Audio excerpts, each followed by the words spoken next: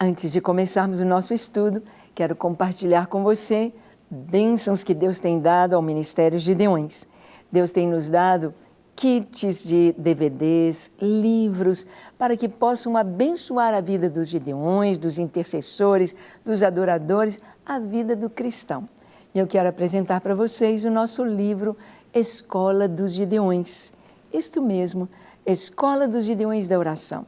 Um curso de oração, adoração e pregação da palavra em 2 volumes. Nós temos estas aulas aí que trazem muita bênção e esclarecimento nestas áreas, para que a nossa família possa caminhar sabendo orar, sabendo adorar e conhecendo a vontade de Deus, estudando a sua palavra. Amém? Fica aí com vocês esta dica. Então, vamos ao nosso estudo de hoje. Queremos conversar sobre família e perseguição. Nós estamos aqui no Brasil, talvez você esteja assistindo a este programa em outro lugar do mundo. Há poucos dias eu estava respondendo a uma irmã lá do Japão que não perde o programa. Ela assiste todos os dias. Quero enviar o nosso abraço para você que está em outra nação e tem assistido com frequência ao nosso programa. Mas talvez você esteja num lugar onde haja perseguição. Perseguição declarada ao Evangelho. Antes, nós pensávamos que as nações que perseguiam o Evangelho eram apenas nações islâmicas, apenas nações muçulmanas que são intolerantes totalmente aos cristãos e aos judeus. Mas hoje nós vemos na própria Europa. Na Europa não se dá para viver dentro do Evangelho conforme a palavra de Deus ensina. Está sendo perseguido quem está querendo viver de conformidade com as Escrituras. Por exemplo, a lei da palmada, ela vigora na Europa. Então, os pais não podem tocar nos filhos, não podem corrigir fisicamente os filhos. E isso tem acontecido na Suécia, na Noruega, na Itália, na Espanha, de uma maneira assim tão forte. Os pais não estão podendo colocar em prática aquilo que aprendem nas Escrituras. Estão sendo, então, perseguidos. Perseguidos. Já houve casos de pais que perderam a guarda dos filhos, foram presos porque corrigiram os filhos. E os filhos disseram, nós amamos nossos pais, nós não sentimos mal em nossos pais nos disciplinarem. Nós sabemos que nós precisamos de disciplina, mas estava contrário à lei. E então os pais foram presos e perderam a guarda dos filhos. Perseguição. Jesus disse que haveria um tempo em que as pessoas que matassem um cristão iriam achar que estavam fazendo um bem, que estavam fazendo uma coisa boa, que estavam fazendo a coisa correta. É assim que os muçulmanos pensam.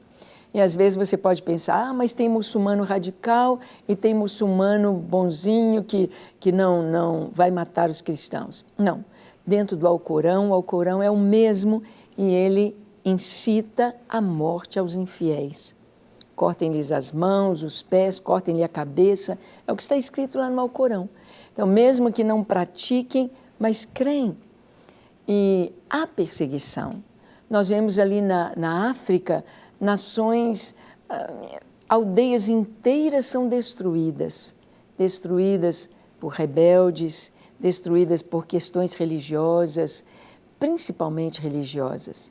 Principalmente perseguição dos islâmicos aos cristãos e aos judeus.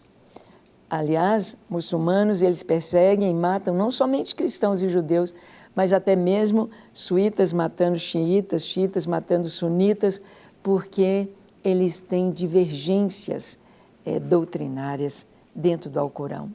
Então, nós vamos ver aqui que, e se você nascesse numa nação assim? E se você estivesse vivendo em um lugar de perseguição? Quantas famílias estão saindo inteiras, fugindo? Quantos refugiados? Hoje, uma palavra que nós mais ouvimos é refugiados. Hoje mesmo eu estava ligando para um pastor em Roraima e ele me disse, olha, pastora Ângela, nós estamos recebendo aqui centenas de refugiados. refugiados da Venezuela, refugiados do Haiti, refugiados da Colômbia, refugiados do Equador, das Guianas, estão vindo para Roraima. Refugiados. A gente tem ouvido tanto esta palavra, refugiados. Pessoas que fogem do seu país por causa da fome, por causa do desemprego, fogem do seu país por causa da perseguição político-religiosa. E nós vamos ver aqui uma família, ou muitas famílias que nasceram, que viveram em um lugar assim, em um tempo assim de perseguição, de morte declarada às crianças. Vamos ver? Abra sua Bíblia em Êxodo, capítulo 2, nós vamos ler do versículo 1 ao 9. Diz assim a palavra: Foi-se um homem da casa de Levi e casou com uma descendente de Levi. E a mulher concebeu e deu à luz um filho. E vendo que era formoso, escondeu-o por 3 meses. Não podendo, porém, escondê-lo por mais tempo, tomou um cesto de junco, calafetou com betume e piche, e pondo nele o menino, largou no carriçal à beira do rio. A irmã do menino ficou de longe para observar o que lhe havia de suceder. Vamos parar aqui um pouquinho. Esta família, Amram e Joquebede, já tinham 2 filhos. Já tinham Miriam e o pequeno Arão. Arão tinha uns 3 anos, Miriam possivelmente 6 a 7 anos, quando nasceu o terceiro irmãozinho, que vai se chamar Moisés. Este menino nasce debaixo de uma grande perseguição. Bem, nós sabemos que as perseguições que acontecem nas nações, como a grande perseguição de Hitler aos judeus, o grande massacre dos judeus em Auschwitz, em outros campos de concentração, tinha uma direção, tinha uma mente maligna ordenando aquela perseguição. Era quando Deus haveria de trazer o seu povo de volta à terra prometida. Quando surgia o movimento sionista, no final do século XIX, quando se ressuscita a língua hebraica, quando se sonha com a terra prometida, quando Deus vem colocando nos corações de cristãos e de judeus o sonho do retorno para a terra prometida, o sonho de retorno para aquele pequenino trecho de terra, a antiga Canaã. Quando o movimento sionista surge, então se levanta uma perseguição em massa, uma perseguição ferrenha e terrível aos judeus, com Hitler na Segunda Guerra Mundial. Nós vimos o que aconteceu, nós vimos quando 6 milhões de judeus foram mortos ali naqueles campos de concentração. Foi um massacre, uma covardia muito grande. E a perseguição sempre, ela vem como um sinal. A perseguição aos cristãos, a perseguição aos judeus. Por que especialmente aos cristãos e aos judeus? Por quê? É claro que tem também a outras etnias, mas principalmente cristãos e judeus.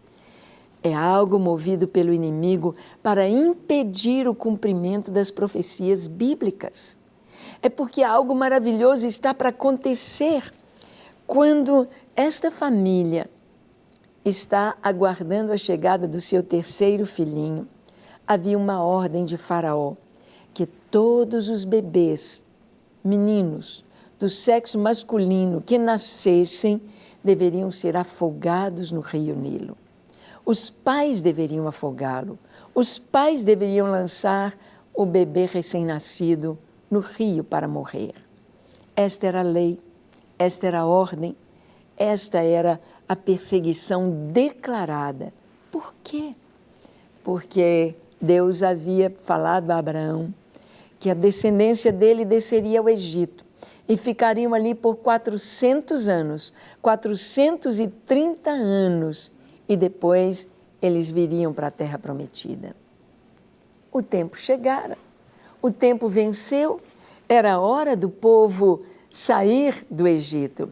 Eles foram para o Egito conforme a palavra do Senhor, mas era o ano, era o tempo. E então, aquela perseguição, uma tentativa de eliminar o libertador. Quando Jesus nasceu, Herodes ficou sabendo, porque vieram os magos do Oriente trazendo presentes, trouxeram ouro, incenso e mirra, e vieram adorar o recém-nascido rei dos judeus. Adorar, porque sabiam que ele era o Messias, o Salvador do mundo. E vieram adorá-lo. Então, os magos foram direto a Jerusalém, a capital, foram ao palácio. Onde está o recém-nascido rei dos judeus? Porque vimos a sua estrela no Oriente e viemos para adorá-lo. Herodes ficou perturbado e toda Jerusalém com ele, todo mundo, é mesmo? É esse o tempo que deve nascer o Messias? Este é o tempo, de acordo com as Escrituras. Mas onde ele vai nascer? Em Belém de Judá, disseram os conhecedores das Escrituras, os estudiosos, os doutores da lei, os fariseus, os sacerdotes, os que conheciam a lei, em Belém de Judá. E então o rei Herodes disse aos magos, vocês vão, adorem o menino e voltem. E me contem como foi, porque eu também quero adorá-lo. Ele não queria adorar, ele queria matar. Ele não queria um concorrente no trono de Israel ou da Palestina. Então, os magos, por divina revelação, voltaram por outro caminho, não contaram para Herodes onde encontraram Jesus. E então, ao saber que era em Belém que ele nasceria, Herodes manda matar todos os bebês de 2 anos para baixo. Todos os meninos foram mortos. Perseguição, perseguição. Hoje, nós estamos vendo uma nova perseguição. Ali no Estado Islâmico, Síria, Iraque, Irã, nós estamos vendo refugiados aos milhares saindo de suas terras por perseguição. Morte, morte. Na África, as guerras das etnias e as guerras religiosas matam milhares com selvageria diariamente. Mortes que a gente nem imagina o tanto e como. E nós vimos que aqui, quando este menino nasceu, foi debaixo de perseguição. Ele deveria ser morto, ele deveria ser julgado no rio. Mas assim que ele nasceu, seus pais olharam o bebê, era lindo. Era uma criança muito especial. E eles disseram, não vamos julgá-lo no rio, não vamos fazer isto. Mas como esconder um bebê? O bebê chora, faz muito barulho e todos vão saber. Joquebede havia escondido a sua gravidez, porque naquela época não tinha ultrassom para saber se era menino ou menina. Então, ela não sabia se era um menino. Ela escondeu a sua gravidez. E o menino nasceu e, por ser formoso, ela o escondeu por 3 meses. Eu imagino que o bebezinho devia ser bem gorduchinho, devia ser bem cheinho, porque ela, qualquer sinalzinho de fome, ela já dava o leite materno ali, já punha o peito para o bebê, para que ele não chorasse, para que ele, em momento algum, fosse o seu chorinho ouvido pelos vizinhos ou pelos soldados que estavam do lado de fora. 3 meses. Mas agora ele precisava tomar sol, ele precisava sair, ele não tem jeito de esconder um bebê. Então, o que ela fez? Diz aqui a palavra. Não podendo escondê-lo, tomou um cesto de junco, calafetou com betume e piche e, pondo nele o menino, largou ao carriçal à beira do rio. A menina, irmã do menino, ficou de longe, olhando o que iria acontecer. A ordem era, os bebês devem ser afogados no rio. Eles levaram para o rio, mas não para ser afogado, mas para sobreviver no tempo de perseguição. Como sobreviver no tempo de perseguição? Só mesmo por Deus. Nós temos histórias fantásticas de irmãos nossos, de missionários, de crentes, de pessoas, de famílias que sobreviveram no tempo de perseguição. Deus aciona seus anjos, Deus aciona a força sobrenatural. Eu vi uma história muito interessante que aconteceu ali na França, naquele ataque terrorista, quando entraram ao mesmo tempo em vários lugares, eles atacaram, atirando e mataram muitas pessoas. Entraram naquele teatro e havia ali duas irmãs nossas, duas crentes estavam ali naquele teatro.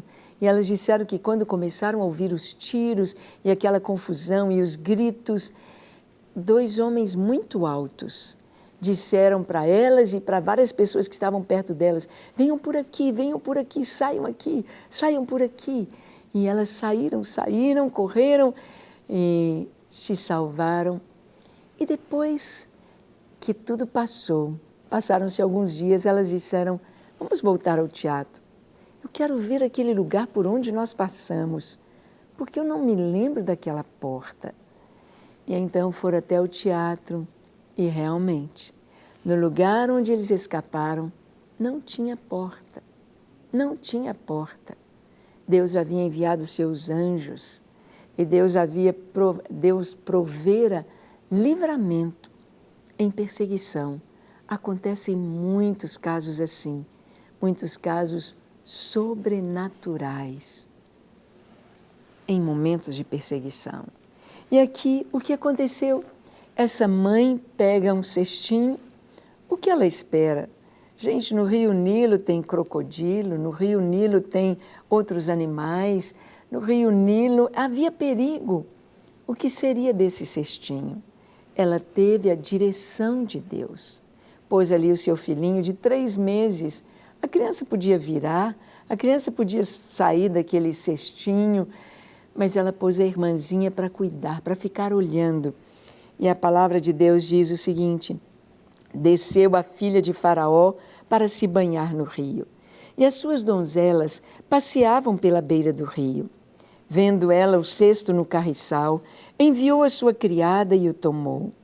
Abrindo-o, viu a criança, e eis que o menino chorava. Teve compaixão dele e disse: este é menino dos hebreus. Então disse a sua irmã, a filha de Faraó: queres que eu vá chamar uma das hebreias que sirva de ama e te crie a criança? Respondeu-lhe a filha de Faraó: vai.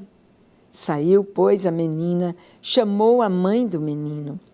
Então lhe disse a filha de Faraó: leva este menino e cria-mo, pagar-te-ei o teu salário. A mulher tomou o menino e o criou. Que coisa linda!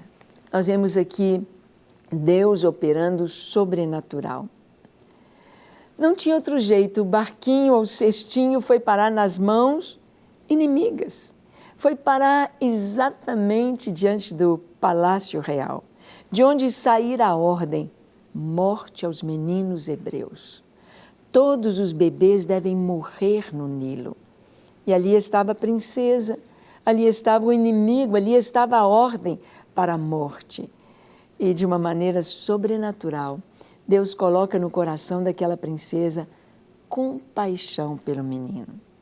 Ele devia ser muito bonito mesmo, porque a mãe disse era um menino formoso, era bonito. A princesa o olha, ele está chorando. Aquele instinto maternal a faz tomar o menino, a tentar acalentá-lo, e a menina aproveita. Olha como uma menina podia ter esse senso, essa inteligência, essa presença de espírito para dizer isto à princesa. Quer que eu vá chamar uma das hebreias para dar o leite para o bebê? E a princesa disse: vai, chama. E ela chamou a sua mãe. Estava tudo em casa. Agora o bebezinho estava sob a proteção real.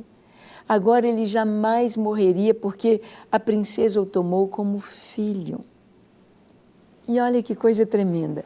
Quando a gente crê em Deus, em tempos de perseguição, Quando nós confiamos no Senhor, além do sobrenatural que Ele faz, além de nos guardar, cuidar, trazer segurança, Ele opera as coisas de uma maneira tão linda, até mesmo com senso de humor. Porque a princesa pagou a mãe de Moisés, pagou a Joquebede um salário para ela cuidar do bebê, para ter as melhores roupas, para ter as melhores vitaminas, para que o bebê tivesse o melhor, porque ela o tomara como seu filho. E Joquebede compreendera que aquele bebê era especial, que aquele menino havia um propósito para ele, no tempo de perseguição, para ser criado lá no palácio.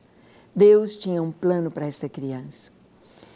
Não importa a questão da perseguição, nós sabemos que lá na Arábia Saudita é pena de morte para quem tiver uma Bíblia nas mãos, uma Bíblia na mala, uma Bíblia debaixo do travesseiro, uma Bíblia no guarda-roupa. Pena de morte sem defesa. Será que não tem crentes lá?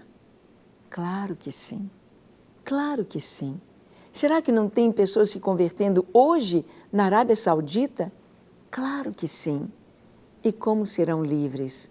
De maneira sobrenatural. Como Deus fez com Moisés, Deus continua fazendo hoje, nos nossos dias. Por isso é importante a gente crer e descansar no Senhor, e saber que Ele cuida, e saber que Ele vela por nós, e saber que Deus é Deus. Amém? Vamos orar? Feche seus olhos, curve sua fronte, se for possível, se ajoelhe e ore comigo, dizendo assim: Senhor, eis-me aqui em Tua presença. Eu abro o meu coração e Te busco, Senhor, e Te desejo acima de todas as coisas, que Tu venhas abençoar a minha vida, perdoar os meus pecados, escrever o meu nome no livro da vida e dar-me certeza de salvação. Ajuda-me a confiar em Ti, a descansar no Senhor em todo o tempo. Eu me entrego a Ti, hoje e para sempre. Pai, nós oramos por nossos irmãos que têm vivido em meio de perseguição, por aqueles que não podem falar abertamente que são cristãos, que são Teus servos. Alcança-os com a Tua proteção e com a Tua bênção. Mostra o Teu milagre, o Teu favor na vida de cada um.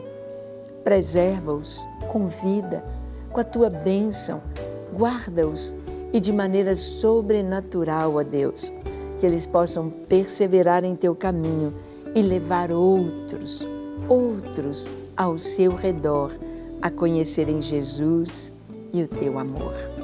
Abençoamos as nações fechadas ao Evangelho, abençoamos as pessoas que têm matado os cristãos, abençoamos com o Teu perdão e abençoamos com a bênção de conhecerem Jesus como Senhor e Salvador.